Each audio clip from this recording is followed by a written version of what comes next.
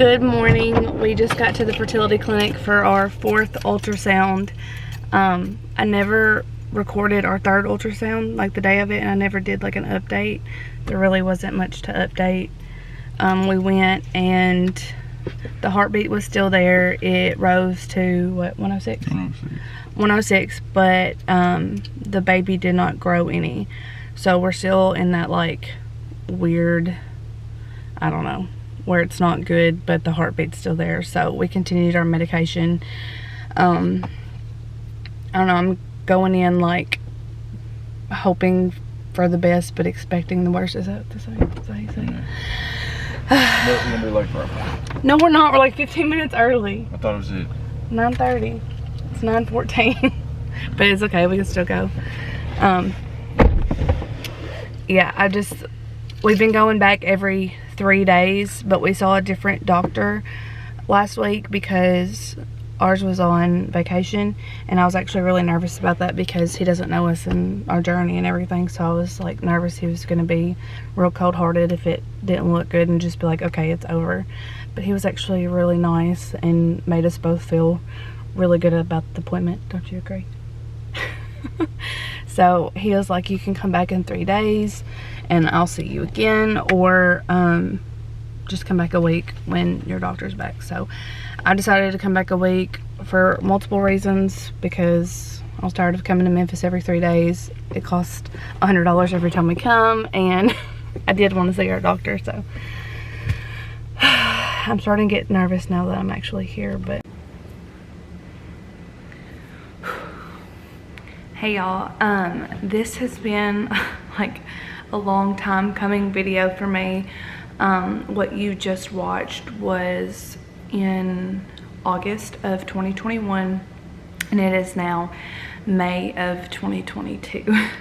And I'm sure there's several people who have been confused by my videos, the fact that it is 2022 and I'm just now posting videos from 2021, which I've followed infertility and IVF people who have waited to post stuff, good or bad news.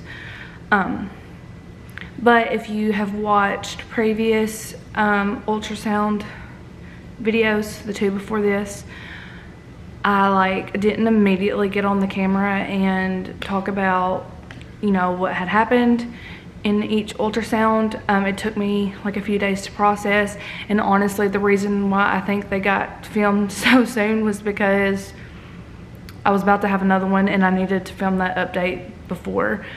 I was just not in the mindset of immediately getting on there. So that day we were going in for our 4th ultrasound. I think I mentioned in that clip that we actually had a 3rd one. Didn't film any of that. Really wasn't anything to update except for the heartbeat got like a little bit stronger. So going into that ultrasound, I try to stay cautiously optimistic. I had to just like make myself stay hopeful even when things didn't look good, because I wasn't allowing myself to get to that point of like it was a loss. It was, you know, that was what we were headed towards, even though we knew from our doctor and, you know, whatever, that it probably wasn't going to work out the way we wanted. So I was trying to stay in that mindset, I guess kind of like expecting the worst, hoping for the best type of thing. So we went in for the ultrasound, and immediately I knew that it hadn't grown any.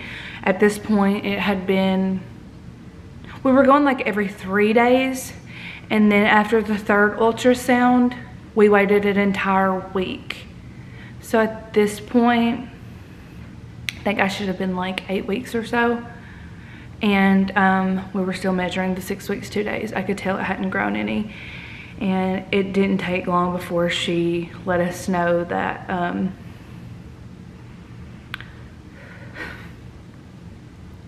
that our baby no longer had a heartbeat. Even though this has been like 9 months, It's still really difficult.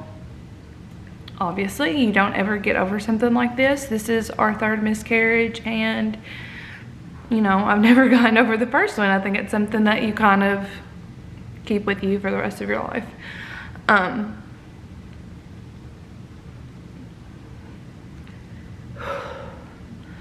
And I think this is the reason why part of the reason I put off filming this video for so long is because I knew once I started talking about it again and like all of this,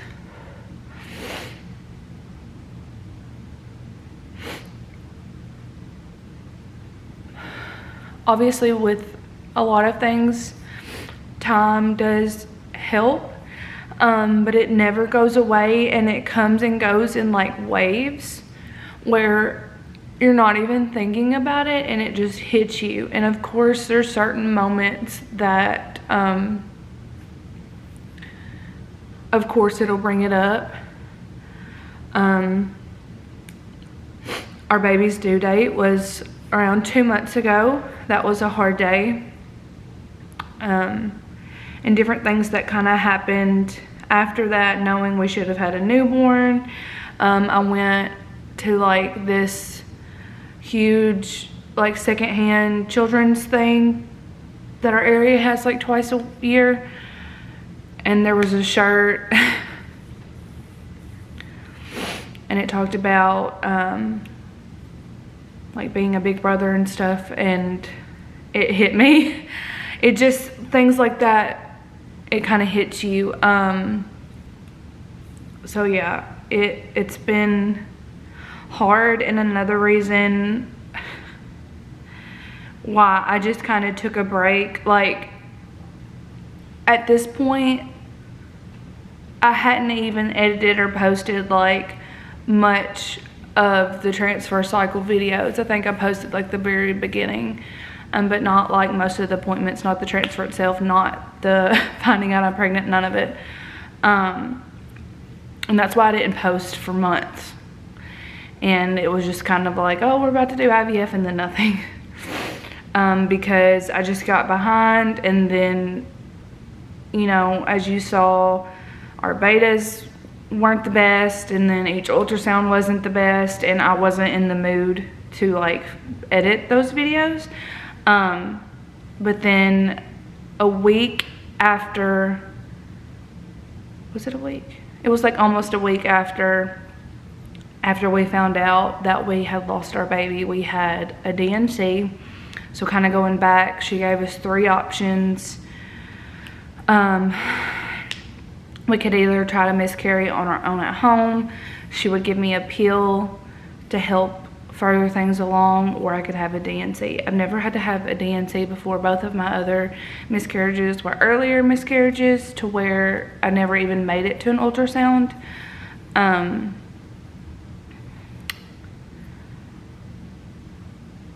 I knew at this point I was like almost 9 weeks, and I knew it would be a different type of like miscarriage at home, if that makes sense. And I just wasn't mentally like prepared for that. I didn't want to have to go through that. I know some people say like you can even have contractions. I didn't want to deal with that. I didn't want to deal with the pain. I didn't want to deal with like seeing it at home.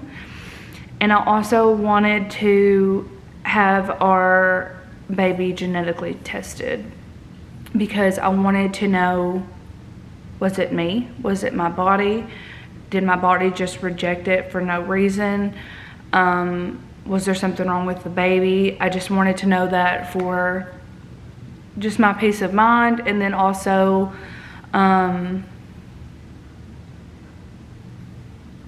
like moving forward, is there anything that we need to do differently? So I opted for the D&C, and so about a week later we had our D&C. It was the weirdest,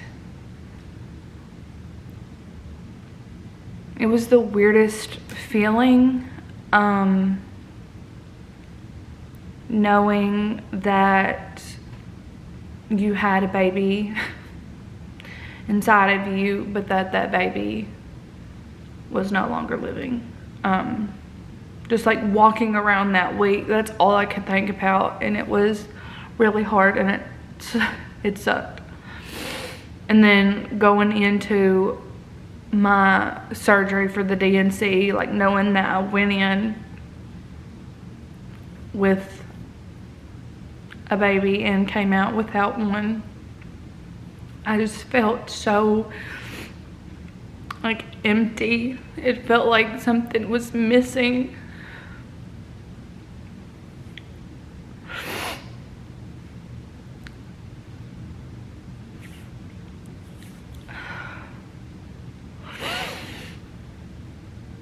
And I just like want to stop and say that if you've ever had to go through this, I'm so sorry.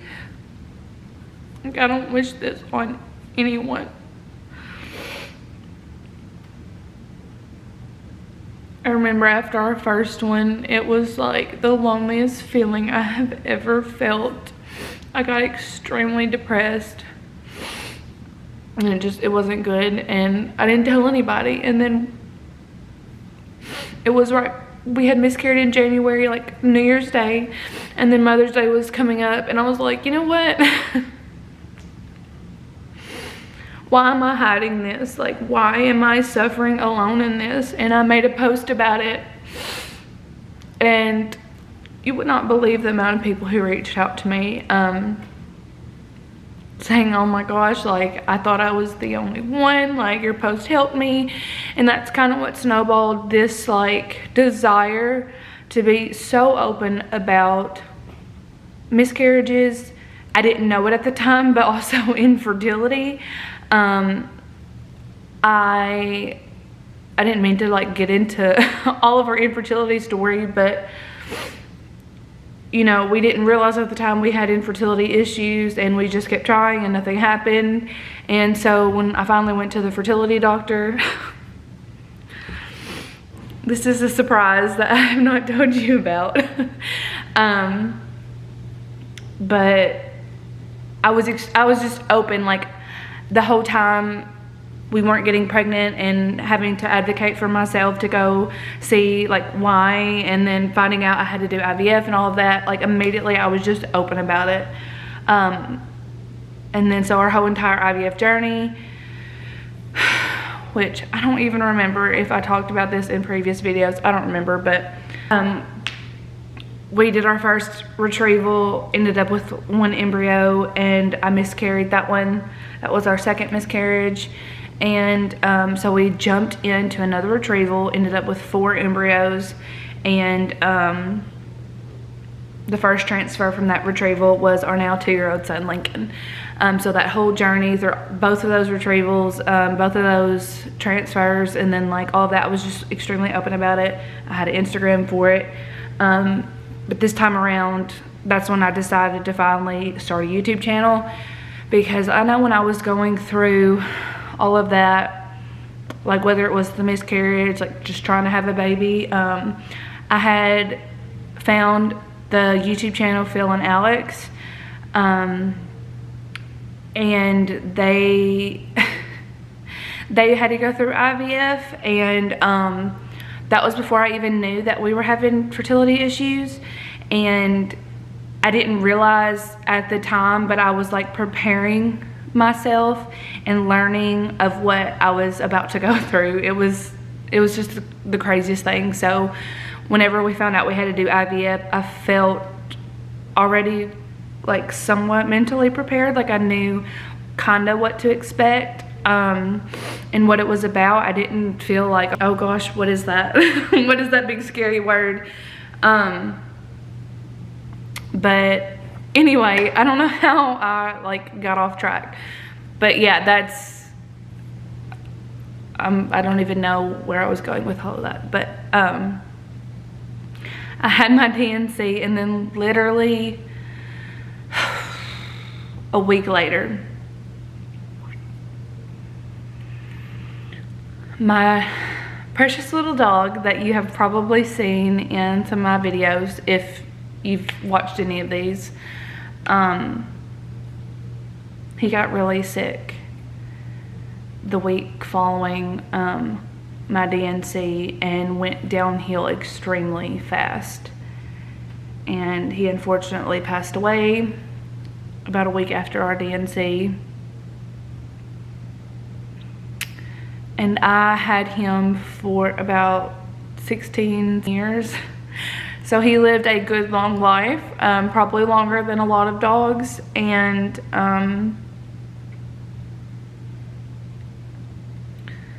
but I've had him since I was like 13 or 14. And when me and TJ got married, he came and lived with us. And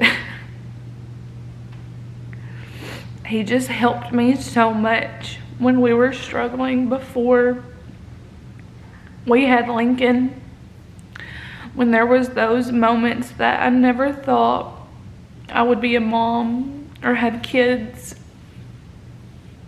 he was our baby. He helped me so much. And I knew that the day was coming. He was getting older. He never acted like anything was wrong. He was a very healthy puppy. I say puppy, he was a very healthy dog. He looked and acted like a puppy. Everybody was always surprised when they found out how old he was. And it hit us really hard. We tried to take him to emergency vet and he passed away in the car.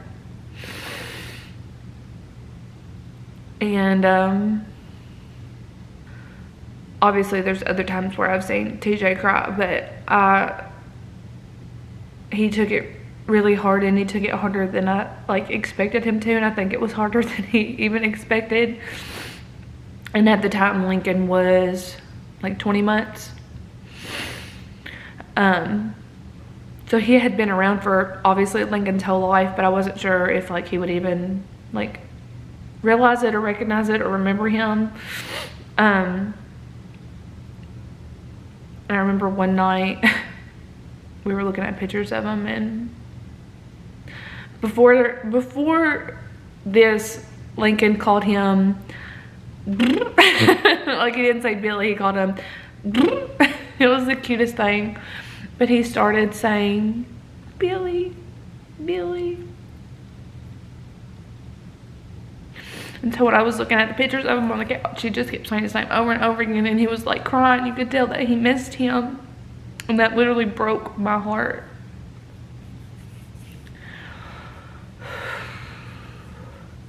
And he still remembers him now. And it's been 9 months. And we buried him out on our property underneath the tree. And my husband made a little cross to put on it. And Lincoln will take his little motorized truck and drive over there and get out and talk to his Billy. I ended up getting him a little stuffed animal that is similar looking to him, and he immediately called him Billy. But yeah, so that kind of explains to you why it's taken me 9 months to post this. I just wasn't ready to film this immediately. I didn't want to do it right when we found out. I didn't want to do it around when I had my DNC, and then my dog died, and it was just it was just a crappy year. I was so over it. We had our beach vacation a couple weeks later, and about a month later, I think, around my birthday. And it was much needed. It was hard because I remember planning the trip. I was like, hopefully I'll be pregnant and I'll have a cute little bump at the beach. And it was just kind of a reminder of what I didn't have anymore. So yeah, the longer I waited to film, the easier it was just not to film. And then finally I wanted to I was like, okay, I'm going to go back and edit all of these videos, because even though it didn't turn out how we wanted, the whole purpose was to be open and transparent, and just wanted to be like a resource out there for people that are maybe going through the same thing. It wasn't like the hope that I wanted to put out there for other people, but maybe this will help people that are going through the same thing and they realize that they're not alone. But we did do genetic testing, and with our other two, we weren't able to do that, obviously, so I never knew like what happened or the gender or anything like that. So I struggled a little bit trying to decide if I wanted to know the gender, and finally I decided I did.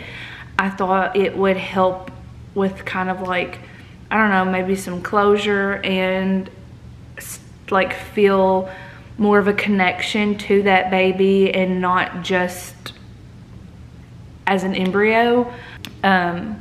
We did find out that our baby had trisomy 8, which means not compatible with life whatsoever, would never have made it out of the first trimester, which obviously still sucks. Like, I hate that we weren't able to have that baby, but it did help me and give me kind of some closure that there was nothing that I did or like could have done to help, or like it wasn't my body rejecting it. It wasn't, you know, we were doing the medications correctly and all of that. And we did find out that our baby was another little boy, which, like I said, I wanted to know, but it was also hard knowing that I would have had another little boy and Lincoln would have had like a little brother. They would have been 2 years apart, and they probably would have hopefully been like really close. And so it like does make it hard knowing more exactly what you're missing out on, what you lost. But also I feel more connected in a way. And I ended up having a embryo painting done, and I really want to do this for Lincoln too, but I really wanted to do this one first in memory of our baby boy. And it's beautiful. I don't know what I'm gonna do with it just yet, but I absolutely love it. I will actually link the person I got it from down below. She has an Instagram and an Etsy. I'm honestly just glad that I've finally sat down and filmed this. It was really hard. It was really hard editing all of those videos and posting them and watching all of the like getting the positive tests. And I caught myself watching it and like being happy and excited, and then I would like remember, oh wait, like I already know what happens. It was just weird. But also another weird thing is on one of my videos, I somehow like went into a rant of like a little pep talk to help other people, and I didn't know it at the time, but when I was editing it and then like watching it back, it was like I was talking to myself and like helping myself. So yeah, it was hard, but it was like, I don't know how to explain it, but like I said, I still wanted to go ahead and post it to hopefully help other people. I'm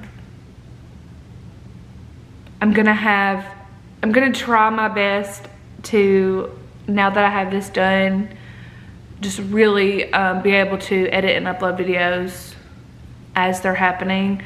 Not including this one, I probably have like 6 to upload.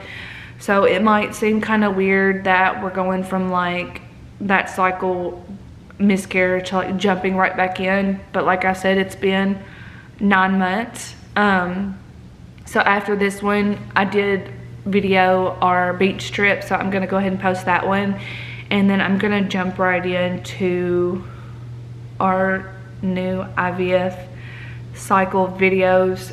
We are in the middle of our transfer cycle, and I want to do our videos more up to date and as they're happening, so I'm going to try to put out the videos that I have already as quickly as possible so that it can be more as it's happening and hopefully not end the way this one did. So if you haven't already, please subscribe to our channel.